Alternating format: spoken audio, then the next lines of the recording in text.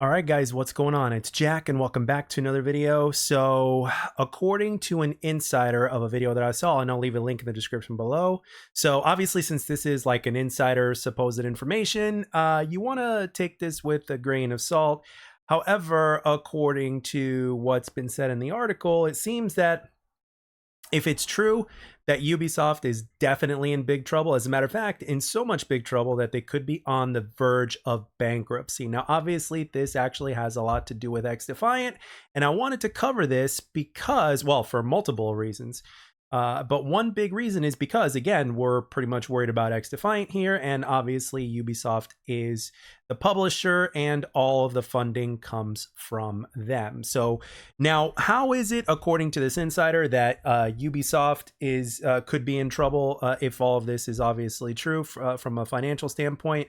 And to make it, to give you guys a short explanation of what I've seen in the video, is that basically, Ubisoft kept on, spending a whole bunch of money on all these other games, and even to a certain extent to where they even double down in a certain direction that they wanted the game to go from all sorts of different perspectives.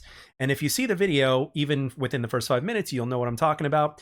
And they kept on doubling down on it, and basically it got to the point to where the mistakes of the past, as well as the mistakes of the present, have pretty much cost the company hundreds and millions of dollars. So therefore, if this is true, it definitely explains as to why XDefiant is having such a slow burn of approach in terms of its progress, right? In terms of the content that it wants to bring out, creating further features and other things for the game, et cetera, et cetera.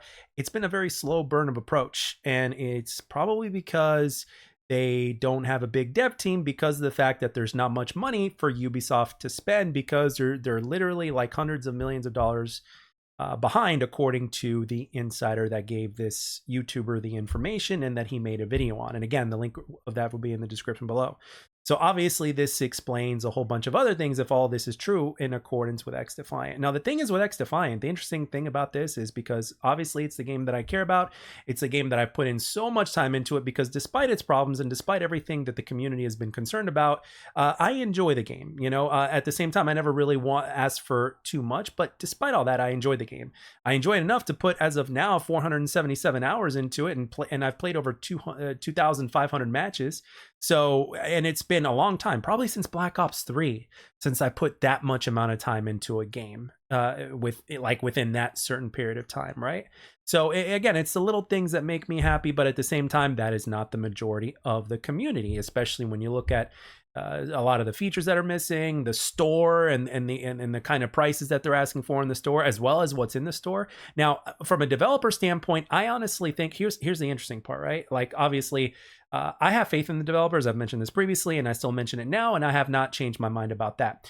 The problem is that if this article is true, then obviously these guys, for a small team that they are, we don't know exactly how many they are, they have to basically deal with like such a heavy load of things that they're going to bring out in the future. And I'll even go as far as to say that even though I don't know from a firsthand standpoint of how the development process works, I do know that it is hard work. And I actually have to say that it is a miracle that XDefiant is even in the state it is right now, despite the fact that a lot of people are disappointed in season 2. A lot of content creators, both big and small and in between, have come out and talked about the game and given their opinions, the pros and cons of season 2, the amount of progress that's been made in the game from the moment it launched 4 months ago to where we are now. When you put it together, it's really been a slow burner approach. Now, in terms of content, one thing that they definitely need to do is they definitely need to release all 3 maps at once, especially since all the year 1 content has already been finished. So it's like, well, instead of just drip feeding us these maps, release them all at once, so that way season 2 feels a lot more full from the get-go, as opposed to just 1 map, which makes it feel a lot more empty than it is, because maps are such a big part of the game. So that would be 2 arena maps and 1 linear map. So again, both of those would really count and would only help the game. It wouldn't hurt the game by any means.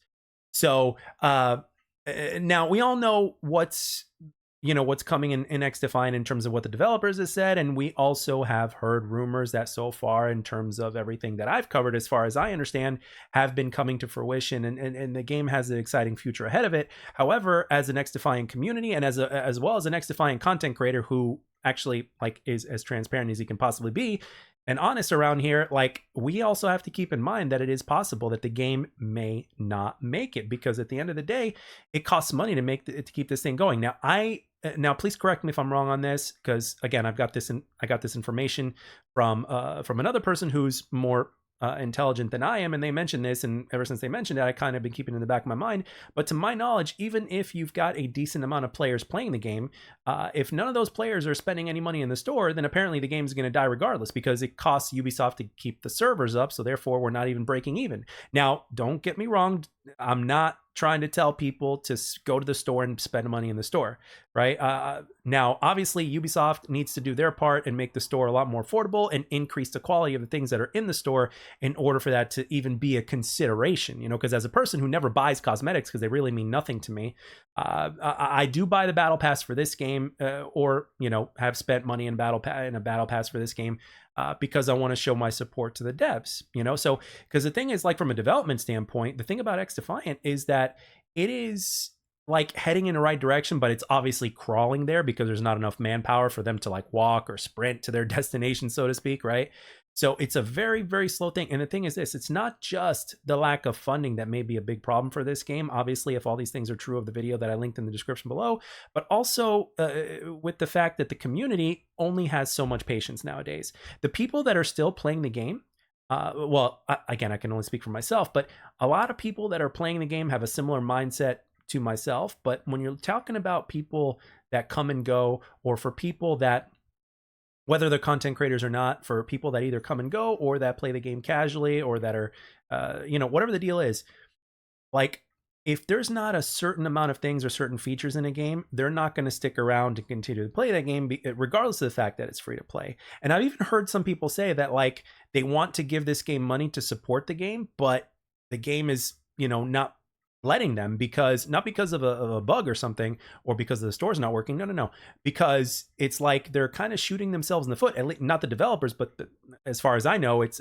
the publishers that decide in terms of what the prices are in the store and all that other stuff. Like, they're shooting themselves in the foot in terms of not only what's in the store, but what's priced in the store. You know what I mean? It's like, and plus there's bundles and stuff like that, and it's like, you know, people are not going to pay $8 to $10 for a variant of blue or something like that. And obviously the artists, in terms of the games themselves, we know that they're very capable, because if you look at, for example, the last tier of the battle pass in terms of what you get, that is some cool ass skin with some cool ass effects.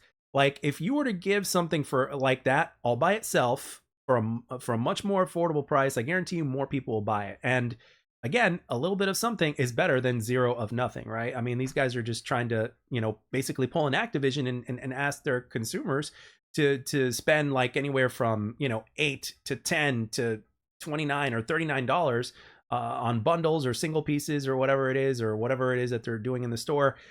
You know, when the game itself, despite the fact that it's free to play and made by very passionate devs that truly want to see the game succeed and love the community, despite all that, you know, it's like the people are not going to be encouraged to get that when the prices are like that, in terms of what, and as well as what they offer and all that, but also because of the fact that they feel that the game itself is not worth it. There's some people out there that feel that the game is not worth it. As a matter of fact, most people will probably feel like the game is not worth it, because again, not everybody's going to know all the or speculate on all the stuff that's going on, or listen to every tweet that Mark Rubin has to say, try to put pieces together, cover the game content, you know, or watch videos and stuff like that. That we are the minority, okay? We are the minority of the entire population. So therefore, the majority of players that are like casuals that are going to try to install this game and give it a shot, they're not going to know about all this stuff that's going on, as well as some of the stuff that could be going on in terms of what's being discussed in this video, and in terms of what the insider is saying from the video that's linked in the description. So, I mean, it's if this is true, the XDefiant is indeed in big trouble, because, like, I'm thinking best case scenario, we keep going at this pace until the game releases enough content to where it's becoming better and better.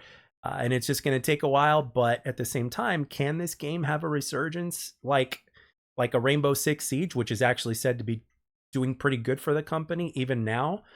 You know, because as far as we know, Rainbow Six Siege was almost dead, and then it started doing things right, and then content started coming out and all that stuff, and the game is in a much better state now than when it was previously, and it released many years ago. So we could see something like that with XDefiant, and that would be great, especially since we have the right kind of devs working on the game, which means the game can only get better as time progresses on.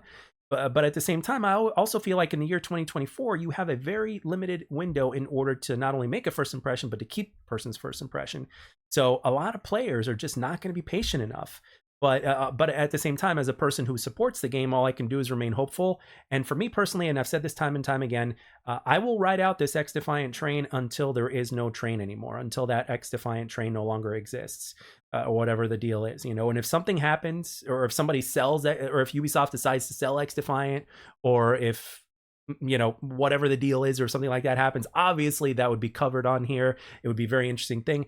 But until or if that happens, I'm going to ride this out. But at the same time, again, the vast majority of people are not me. They don't have the same mindset or patience that I do. And at the same time, they also have different varying opinions, which they're very much entitled to. So XDefiant has a lot more going against it than it has going for it. But with the things that it does have going for it, all I'm doing is holding out hope. If we're just going with logic here, I'm going to be real with you guys. This basically tells me that if all this stuff is true, the game is going to die. But if we're going on hope and faith, it's like, hey, you never know. We could have a repeating of history to where what happened with Rainbow Six Siege could happen with XDefiant. But again, with everything that we've seen so far, with all the speculations and all that kind of stuff, it seems like the game has more going against it than it has going for it. But with that being said, guys, I want to know in the comments section below, what do you think? Do you believe this insider article of this video? I highly recommend you take a look at it or listen to it. There's a lot being said, a lot of very specific details. Do you believe it? Do you not believe it? Do you think it's all BS? Or, what do you guys think? What do you believe? All we know is that by the end of this month, we're going to know more details as far as, I believe, the quarter thing that they do or whatnot, to where they kind of expose what they've been bringing in or something like that. So we're going to know a lot more in that, and we're going to know probably the specifics of XDefiant. So we're going to know that around the end of this month, which is going to be very interesting. And I think we're definitely going to be covering it here, unless I completely miss it or forget it, but I doubt it.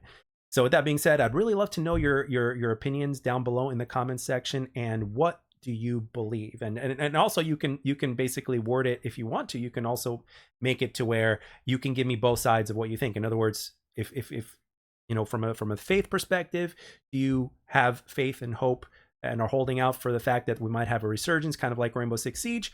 Or are you going 100% with faith, with logic, to where it's like, hey, the game is going to die. The only question is when. So anyway, with that being said, I can't wait to hear what you guys have to say in the comment section. As always, I'm sorry, not here, but read what you guys have to say in the comment section. As always, I'd like to thank you all for taking the time to watch and or listen. I hope you enjoyed it. I'll catch you guys on the next one.